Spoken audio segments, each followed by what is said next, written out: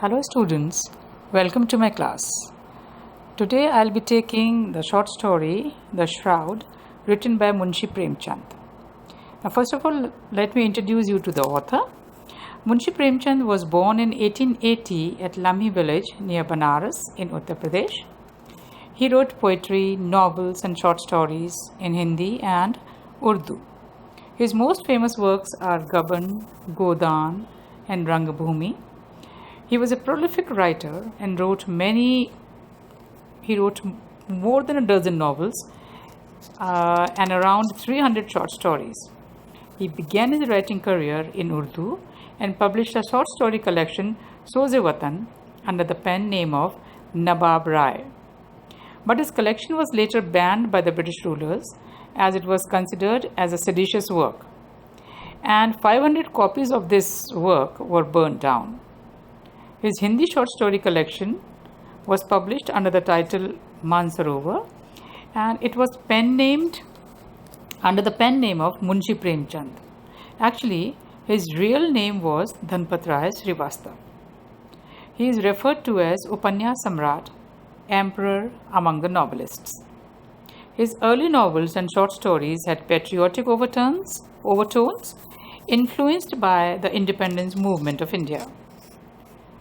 He also resigned from his government job as a teacher in 1921 at the call of Mahatma Gandhi as a part of the non-cooperation movement. His works depict problems of the poor and urban middle class. He highlights the issues of social concern such as the plight of the child widows. Child widows are Bal Vidva, prostitutes, landless laborers and peasants.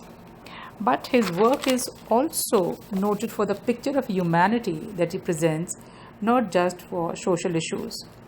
He is considered as the first Hindi author who featured realism. Realism is actually yatharthvad, जो literature में होता है.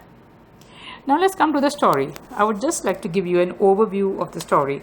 What is this story about? कहानी किसके बारे में है? The Shroud was the last story published in 1936. Just a few months before his death.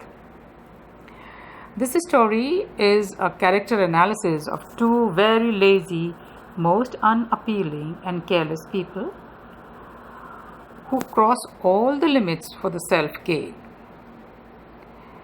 The reality of poverty and zamindari system can be seen as the backdrop of the of the story. It is generally considered as the author's best, blackest and the most powerful short story. The story is about father and the son, Madhav and Ghisu. Her father is Ghisu and Madhav is his son. The story begins in the middle of the action where Budhiya, Madhav's wife, is in the throes of labor pain with no help at hand.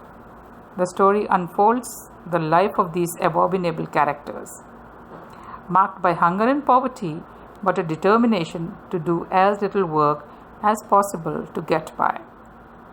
They are not involved in any kind of productive labor in the village community.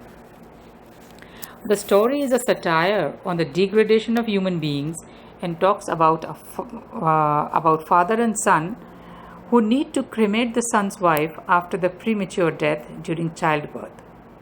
They do not have money and set out to seek the villagers for some monetary assistance. This story describes the degradation of human beings to the lowest level possible. It not only talks about privation of lower caste in society, but also delves deep into the depravity of human soul across all castes, creeds, or religions. Both Ghisu and Madhav appear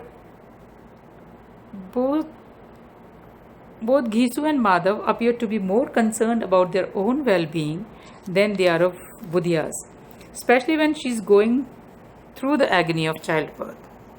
Ghisu begs for money after Budhiya's death, when reality is that he could have easily earned that money, as there was no lack of work in the village.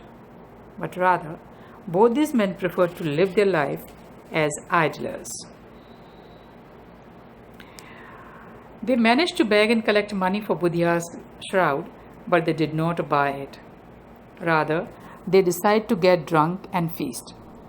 Not only have they been dishonorable to Budya while she was alive, but both of them dishonor her memory too by not buying a shroud for cremation.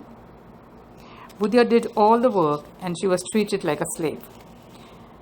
The end of the story is also interesting because Ghisu is more interested in eating and drinking rather than consoling Madhav in any meaningful way.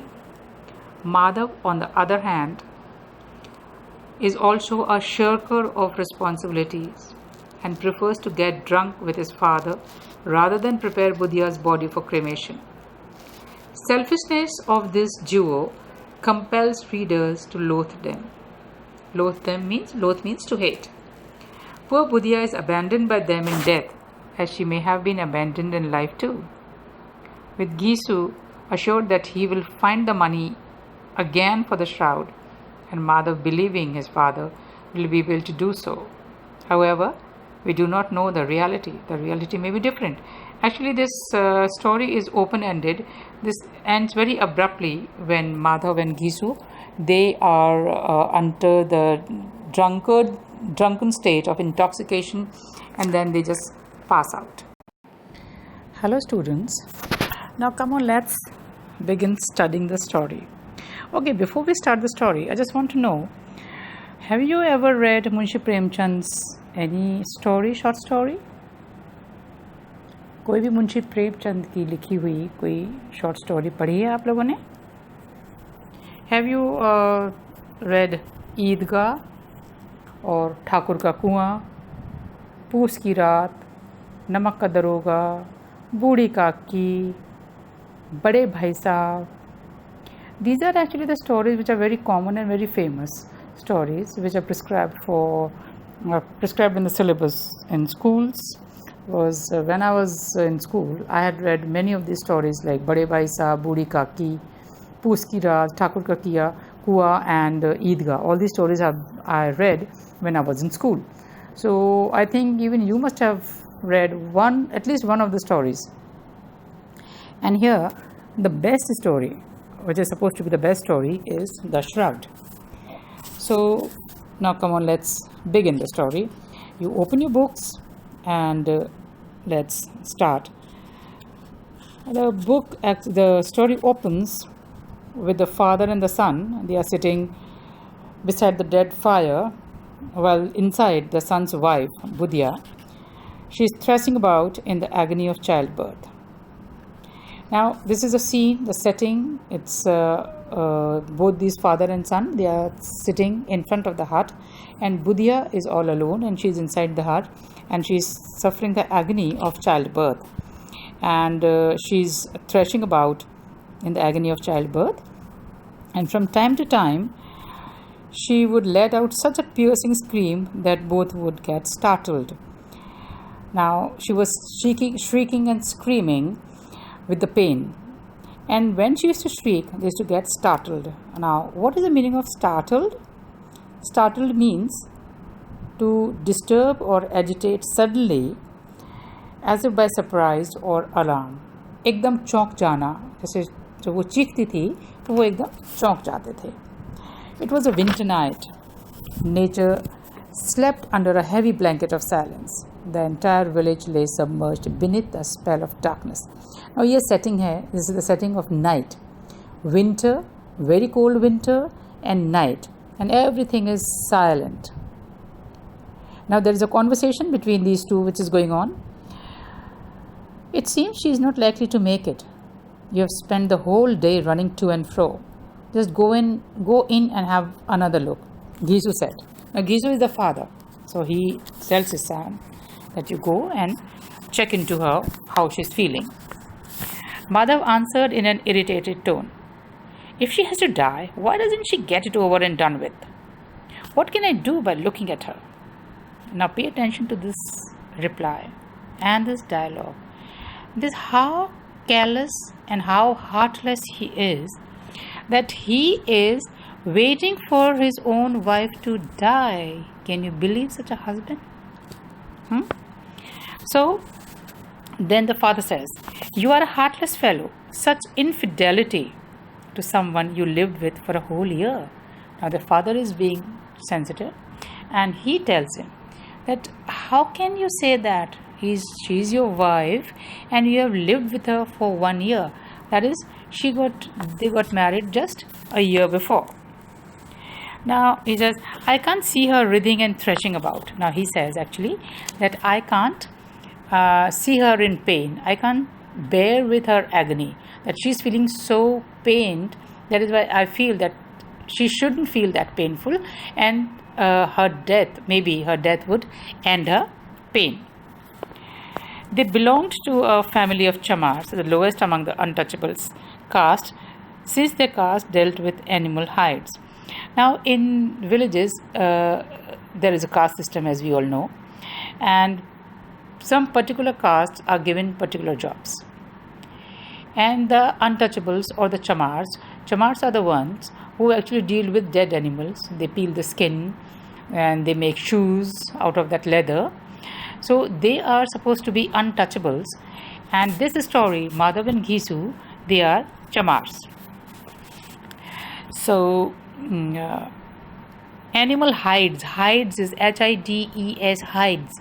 Hides is actually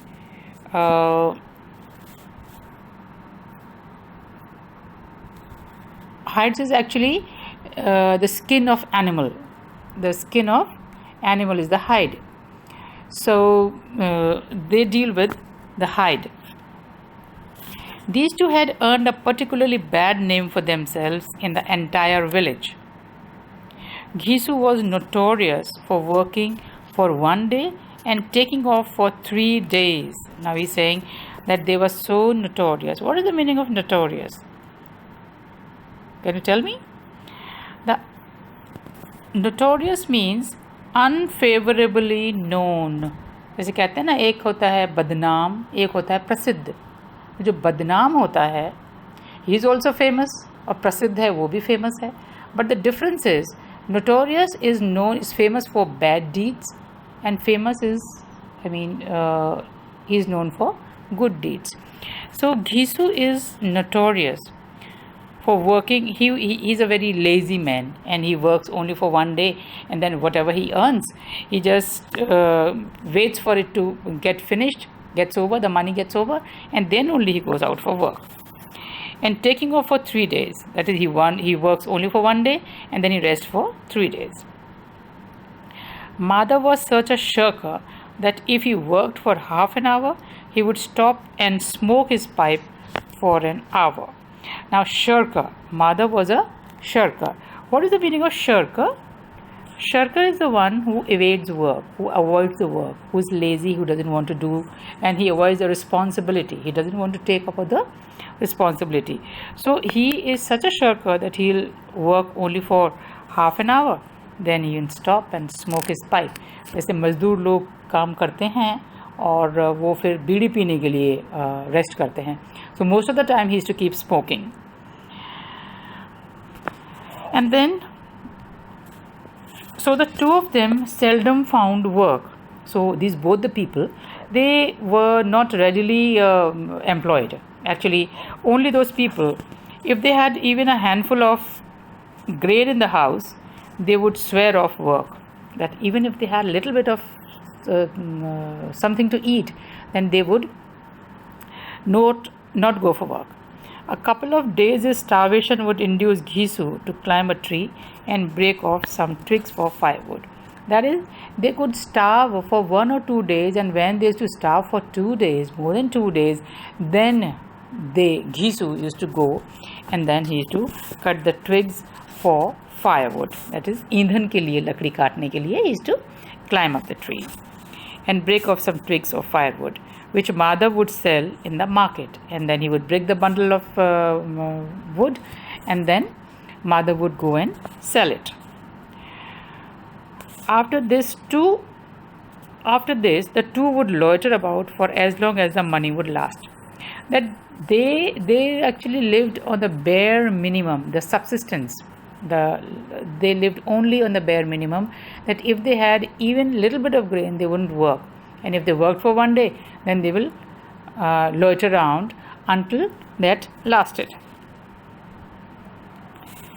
There was no dearth of work in the village. Dearth of work. Dearth means scarcity, lack, कमी.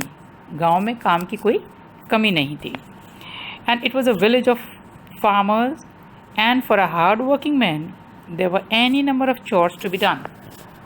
And then he says that whoever was hard-working, there was a lot of work to be done. But these people, they did not want any work actually. That is why they did not go for work. But these two were called only when one